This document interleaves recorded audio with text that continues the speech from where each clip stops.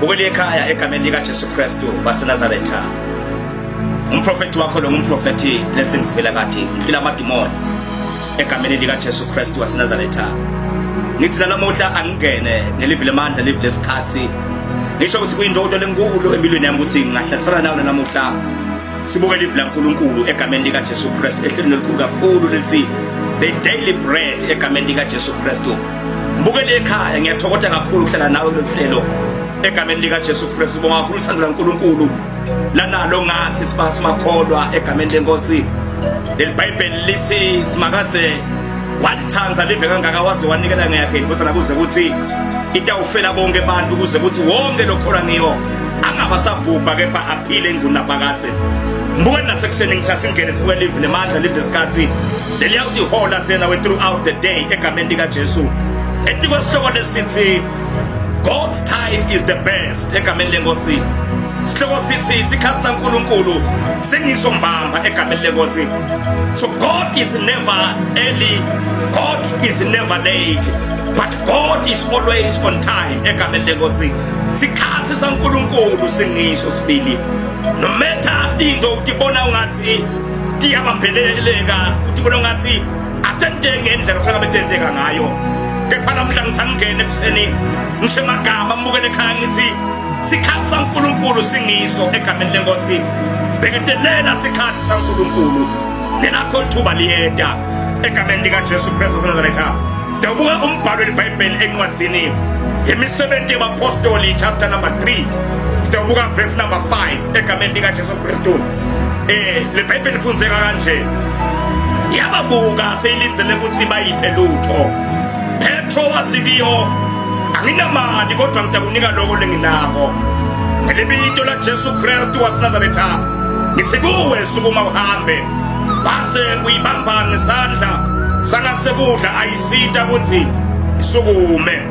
Masinyane tinyawo tayo nemakakala ayo aqina. Yasukuma yasuka emankayi yaya entulu. Yema ngetinyawo tayo yahamba yangena etempelini kanye nabo ihamba isuka emankayi idumisa uNkulunkulu. Mbuka nekhala ukhona khona ekuseni ngithi angene nawe ngelive lemandla ngikutsate ngokenise egameni lenkosi ngoba angathi ukuthi ukusiphi isimo manje lokungikhuluma egameni lenkosi. Mhlambe ukulesigaba sokuthi ufungathi impilo ayihambisani nawe, ufungathi mhlambe uNkulunkulu kulahlile, ufungathi uNkulunkulu akekho empilweni yakho egameni lika Jesu Kristu. Mhlawumbe unebangani abakhona lokuphila nabo bonke sebaphumelele, bonke sebalungele empilweni yabo, wena solo yakho impilo imenza wonye egameni lika Jesu Kristu. Kepha namuhla ngisangene nemavi yokukutsata emavi yokuqinisa egameni lenkosi ngithi beketelela sikhathi saNkulunkulu, mena sikhathi saNkulunkulu egameni lika Jesu Kristu waseNazaretha. Leli Bible lisitshela indzaba yalomake, lisitshela indzaba yalendvodza. Leli Bible lithi lendvodza bese igule iminyaka neminyaka egameni lenkosi kuthwala ingakhona ikhamba egameni lika Jesu Kristu. Kwakunebangani bayo laba bayithatha njalo nje bayibeka etempelini ngasemnyango letempeli. Leli Bible lithi lenza bekuthiwa kusenza umjeni lencane egameni lika Jesu Kristu. Kuthiwa lendvodza beyiphila ngikucela kubantu njalo njalo ukuthi mangena umne tempeli nicele ithi ngicela ungiphe imali noma ngithenge isinkwa, ngicela ungiphe imali noma ngithenge kudla egameni lika Jesu Kristu. Kuthiwa labangani balendvodza bayithatha nje njalo ekuseni bayibeka etempelini egameni lika Jesu Kristu. Ngathi labangani kukhona bakuzuza ngekuba eyisida lendvodza le egameni lika Jesu Kristu. Kepha iBhayibheli lami lithi lapha kwabalinye lilanga egameni lika Jesu ngoba asengutshele ngithi ngete wathi ukuthi uNkulunkulu utayisumela nempilo yakho, ngete wathi ukuthi uNkulunkulu utawenda nini umbangaliso empilweni yakho. Ngithi namhla angisho ukuthi God is never late, God is never early, but God is always on time egameni lika Jesu Kristu. Sikhathi saNkulunkulu asifani nesikhathi sakho, asifani nesikhathi sami, kepha saNkulunkulu isikhathi ngiso manje laphakade.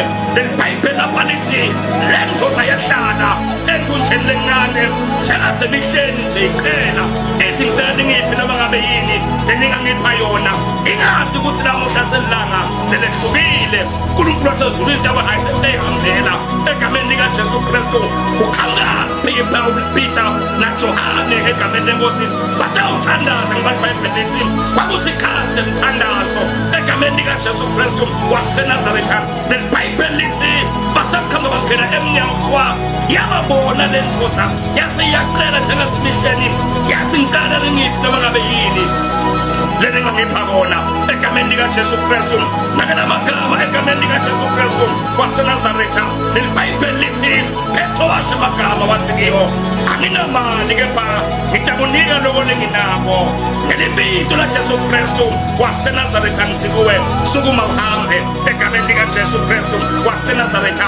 angisho mbukele ekhaya la ukhona khona sekwentekile konke impilo yakho usishosha kamoya usishosha physically usishosha financially usishosha kutema relationships usishosha kuyo yonke imidlela impilo yakho egameni lenkosi awukhoni kuhamba egameni likaJesu Kristu.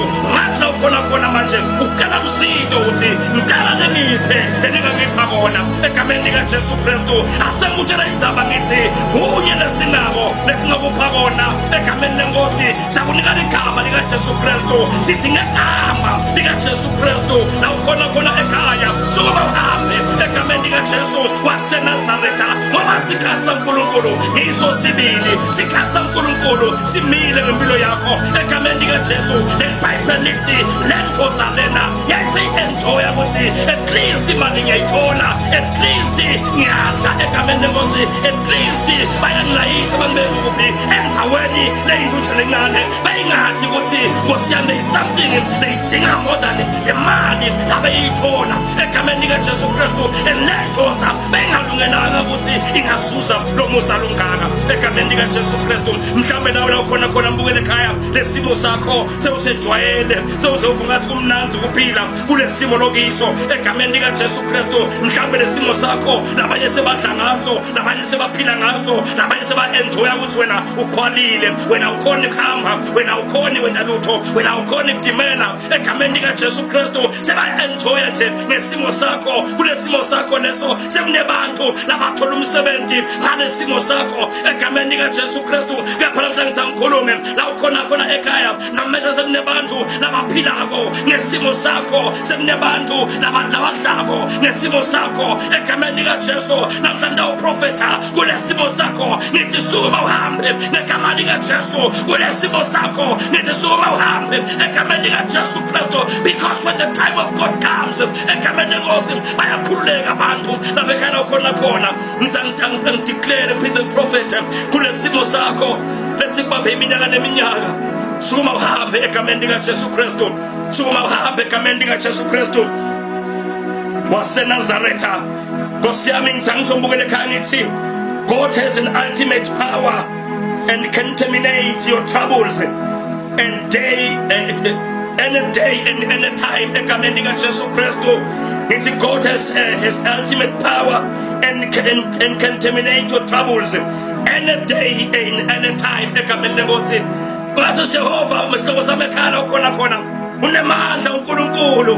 angiphindze ngisho ekhaya ukhona khona ngithi unemandla uJehova wasezulwini unemandla inkosi yamakhosi inemandla inkosi yengadimulo inemandla ikakaraba iphakeme esasihlalweni sebukhosi.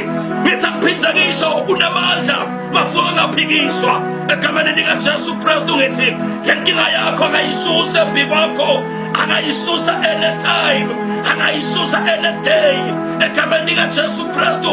ngithi la ukhona khona ekhaya wait for the rightful time for God to terminate your problem. wait for the rightful time for God to terminate your troubles in the mighty name of Jesus. never give up on God for God is always faithful. He can terminate the problems that are before you. He can move the mountains that are before you now in the mighty name of Jesus Christ. leBhayibheli lithi bonke bamlayisha bambeka endlini lencane abasana bajabula ngoba bese baphelelwe ngumsebenzi wekumlayisha egameni lenkosi. ngoba ungathi bebathi bangamthatha bamikise endlini lencane bese bayamebela le mali yakhe sebayadla egameni likaJesu Kristu. kepha ungathi nje lana bayafika boPeter naJohane ngathi le ndoda sukuma uhambe egameni lenkosi ngathi bayakwata ukuthi somsukumiseleni sibaphele ngomsebenzi egameni lenkosi bayathetha egameni likaJesu Kristu waseNazaretha. Mhlawumbe kunebantu apha ekhaya ababuka uhlupheka bayajabula bayacelebrate. Kunebantu apha ekhaya they are celebrating because awusebenzi, they are celebrating because awugenzi, they are celebrating because awunamali, they are celebrating because uyanzinza unakhaya egameni likaJesu Kristu. But ngithangisho ekuseni ngithi God has ultimate power.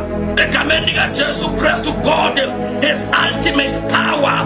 He can terminate the troubles. He can terminate the problems that are before you. Egameni lenkosi ngitsekhala ukhona mbukeli ngithi ngegama likaJesu Kristu sukuma uhambe egameni likaJesu, sukuma uhambe financially, sukuma uhambe kwemshado egameni likaJesu Kristu waseNazaretha. Mhlawumbe vele ukhona empamba even physically egameni likaJesu, kepha I'm here to prophesy njengomprofeti waNkulunkulu ngithi sukuma uhambe egameni likaJesu Kristu. Le-wheelchair ekwethwele sokutawethala yona egameni likaJesu Kristu. Le-wheelchair ekwethwele sokutawuthala yona, nama-clutches nakwethwele sokutawuthala wona, lenhlupheko lokuphethe sokutawuphatha yona egameni likaJesu Kristu. Ngithi kude leninawo lengingakuniketela kepha ngigama lathi ngegama likaJesu sukuma uhambe. Mbukela lapha ekhaya khona usanquma kusuma phasi entuphekweni yakho, no matter sowuhleli for how long egameni likaJesu Kristu. Ngithi angikhuleke nawe egameni likaJesu, angikutshele indzaba ngithi nesimo sakho leso sincane kunaNkulunkulu. Ngithi lenkinga yakho lekuphethe manje kunemandla uNkulunkulu etikwayo, maye kumnanzi kukhona uNkulunkulu omkhulu njengaNkulunkulu wethu. Mbukela lapha ekhaya ngithi uNkulunkulu wethu umkhulu, singamethemba ngetimpilo tethu. Namhla ngithi kuwe ngegama likaJesu sukuma uhambe, asikhuleke mbukele ekhaya. Nangu mbukele ekhaya moya ngcwele ngiyamkhulekela nasekuseni nathi nhlupheko timphethe. Mhlawumbe vele usishosha kamoya, mhlawumbe usishosha enyameni. Lamhla ngiyamkhulekela ngiyadeclare ngithi akasukuma hambe, and ngiyambona umbuke lapha ekhaya kasukuma uyahamba egameni likaJesu Kristu. Siyabuya smile emehlweni akhe, mphe amandla umphe sibinzi wendele buhle begama likaJesu Kristu waseNazaretha. Amen and amen. Mbukeli ekhaya ngumprofeti wakho lo, ngumprofeti Mhlula amadimoni, the founder of a Spiritual Life Edited Prophetic Church lelikhona embekelweni. Ngisimbukele ekhaya utawufuna kukhonda nathi sikhona njalo ngama Sundays ula nga 10:30 until late egameni likaJesu Kristu. Kanti mhlawumbe utawufuna kumbona umprofeti for i1 on 1 egameni lenkosi ukhona njalo ngalesithathu nangemgqibelo kusuka nga 11 until late. Utawufuna kumshayela umprofeti yamthola ama contact numbers akhe. MTN uthi 7635 7474 kanike so mobile wakhe uthi 79490106. Mbukele ekhaya ngithi ke umprofeti uthanza kakhulu, ngathi inkosi yemusa ingakuhlumelelisa emoyeni kuphakamise egameni likaJesu Kristu. God bless you. Amen.